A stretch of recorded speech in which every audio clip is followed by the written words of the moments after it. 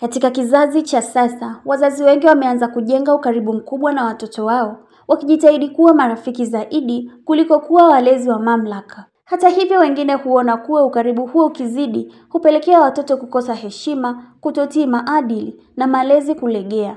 Je, kuwa rafiki wa mtoto ni njia bora ya kulea au ni hatari inaweza kuvuruga nidhamu? Na haya ni maoni ya wananchi. Kwa sababu unapokuwa unamlea mtoto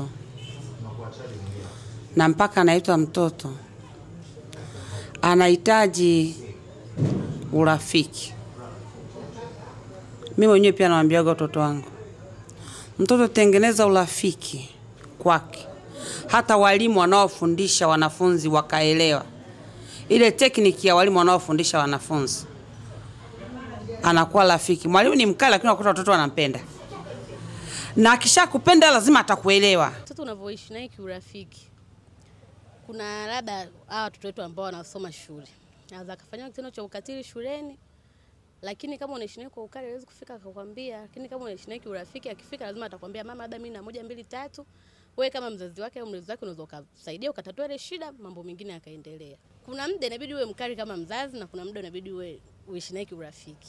Kutokana na maoni haya ya wakazi wa jiji la Dodoma, ni wazi kwamba urafiki ndio chanzo kikubwa cha mahusiano kati ya mzazi na mtoto. Nikiripoti kutoka maeneo ya Sabasaba jijini Dodoma, Christina Marimbo, WD TV.